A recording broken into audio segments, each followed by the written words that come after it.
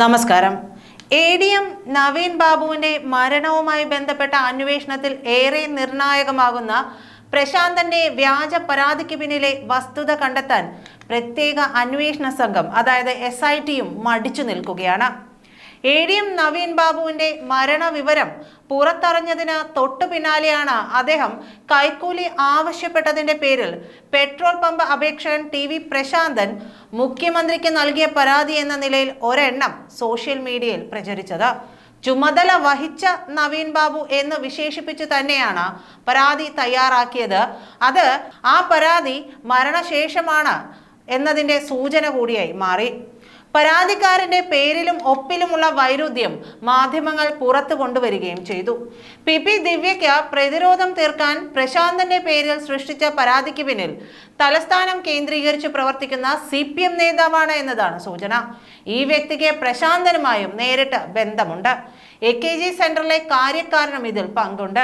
AKG സെന്ററിലെ എല്ലാ കാര്യങ്ങളും എന്തിനാ തിരുവനന്തപുരം കേന്ദ്രീകരിച്ചുള്ള എല്ലാ കാര്യങ്ങളും നിയന്ത്രിക്കുന്നത് P ശശിയുമായി വളരെ അടുത്ത ബന്ധമുള്ള ഈ നേതാവാണ്. മാത്രമല്ല പൊതുമരാമത്ത് മന്ത്രിയും മുഖ്യമന്ത്രിയുടെ മരുമകനുമായ മുഹമ്മദ് റിയാസിന്റെ പേഴ്സണൽ സ്റ്റാഫ് അംഗമാണ് ഈ ഉന്നത നേതാവിന്റെ സഹോദരൻ. അപ്പോൾ എത്രത്തോളം ഉന്നതന്മാരാണ് ഇവരെ എന്നുള്ളത് നമുക്ക് മനസ്സിലാക്കാം. എന്തായാലും ഈ സഹോദരന്മാരുടെ അമ്മയുടെ സഹോദരനാണ് TV പ്രശാന്തൻ. അതുകൊണ്ട് തന്നെ പ്രശാന്തന്റെ പേരിൽ പുറത്തു വന്ന പരാതിയിലെ സംശയം കൂടുകയാണ്. ഈ സഹോദരന്മാർ മുഖ്യമന്ത്രിയുടെ പൊളിറ്റിക്കൽ സെക്രട്ടറി P ശശിയുടെ വിശ്വസ്തരുമാണ്. അതുകൊണ്ടാണ് ഇപ്പോൾ ദിവ്യ ഇതിൽ ബലിയാടാക്കപ്പെട്ടോ എന്ന സംശയം പോലും ഉയർന്നു വരുന്നത്. ദിവ്യക്കെതിരെ ചുമത്തിയ ആത്മഹത്യാ പ്രേരണ കുറ്റം സംബന്ധിച്ച അന്വേഷണം മാത്രം നടത്തി കേസ് ഒതുക്കി തീർക്കാനുള്ള നീക്കം ഇപ്പോൾ നടക്കുന്നത്. ഇതിൽ ഉത്തരം കിട്ടേണ്ട ചില ചോദ്യങ്ങളുണ്ട്. അതിൽ ഒന്നാമത്തേത് ഇതാണ്: ജില്ലാ കളക്ടർക്കും വിജിലൻസിനും ഉൾപ്പെടെ പരാതി നൽകാമായിരുന്നു.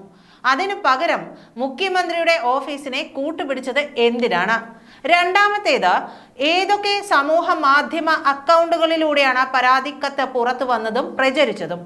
മൂന്നാമത്തേത്, പമ്പുമായി ദിവ്യയ്ക്ക് എന്തെങ്കിലും ബന്ധമുണ്ടോ എന്നതിൽ അന്വേഷണം നടക്കാത്തത് എന്തുകൊണ്ടാണ്? മാത്രമല്ല ദിവ്യ കാണിച്ച അമിത താല്പര്യത്തിന് പിന്നിൽ എന്താണ്? നാലാമത്തേത്, ആരാണ് യഥാർത്ഥത്തിൽ പെട്രോൾ പമ്പിനായി പണം മുടക്കുന്നത്?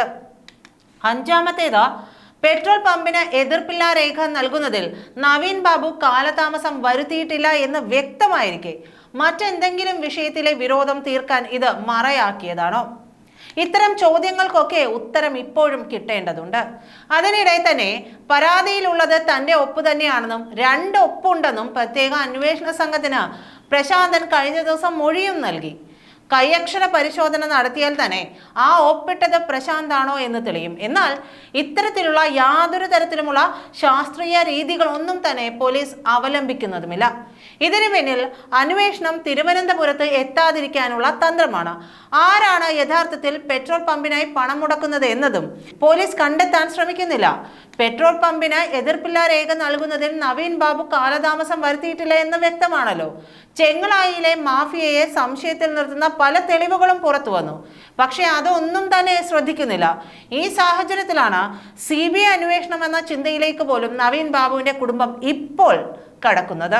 ഈ സാഹചര്യത്തിൽ നവീൻ ബാബു ഫോൺ വിളിച്ചതിന്റെ വിശദാംശങ്ങൾ, CCTV ദൃശ്യങ്ങൾ മുതലായവ സംരക്ഷിക്കാൻ അന്വേഷണ ഉദ്യോഗസ്ഥൻ, BSNL, വോഡാഫോൺ അധികൃതർ എന്നിവർക്ക് നിർദ്ദേശം നൽകണമെന്നാവശ്യപ്പെട്ടാണ് ഭാര്യ ജുഡീഷ്യൽ ഫസ്റ്റ് ക്ലാസ് മജിസ്ട്രേറ്റ് കോടതിയിൽ ഹർജി നൽകിയത്. 23-നാണ് കോടതി പരിഗണിക്കുക ഹർജി. രേഖകൾ സംരക്ഷിച്ചിട്ടില്ലെങ്കിൽ ഭാവിയിൽ കേസ് അന്വേഷണം വേറെ ഏതെങ്കിലും ഒരു ഏജൻസിയെ ഏൽപ്പിക്കുകയാണെങ്കിൽ തെളിവുകൾ കിട്ടാതാകുമെന്നാണ് ഈ ഹർജിയിൽ പറയുന്നത്. CBIയിലേക്ക് കാര്യങ്ങൾ എത്തിക്കാനുള്ള നീക്കവും പ്രോസിക്യൂഷനും ഇതിൽ കാണുന്നുണ്ട്. കളക്ടറേറ്റ്, മുനീശ്വരൻ കോവിൽ, റെയിൽവേ സ്റ്റേഷൻ പരിസരം, പള്ളിക്കുന്ന് എന്നിവിടങ്ങളിലെ CCTV ദൃശ്യങ്ങൾ, കേസിൽ ആത്മഹത്യാ പ്രേരണ കുറ്റം ചുമത്തപ്പെട്ട മുൻ ജില്ലാ panchayat president PP Divya, collector Arun K Vijayan, petrol പമ്പിന് അപേക്ഷ നൽകിയ TV പ്രശാന്തൻ എന്നിവരുടെ ഒക്ടോബർ 1 മുതൽ 15 വരെയുള്ള മൊബൈൽ ഫോൺ വിളികളുടെ വിശദാംശങ്ങൾ, ഫോൺ ടവർ ലൊക്കേഷൻ എന്നിവ സംബന്ധിച്ച വിവരങ്ങളൊക്കെ സംരക്ഷിക്കാൻ നിർദ്ദേശം നൽകണമെന്നാണ് ഈ ഹർജിയിൽ പറയുന്നത്. ദിവ്യയുടെയും കളക്ടറുടെയും സ്വകാര്യ ഫോണിലെ വിളികളുടെ രേഖകൾ സംരക്ഷിക്കണമെന്നും ആവശ്യപ്പെട്ടിട്ടുണ്ട്.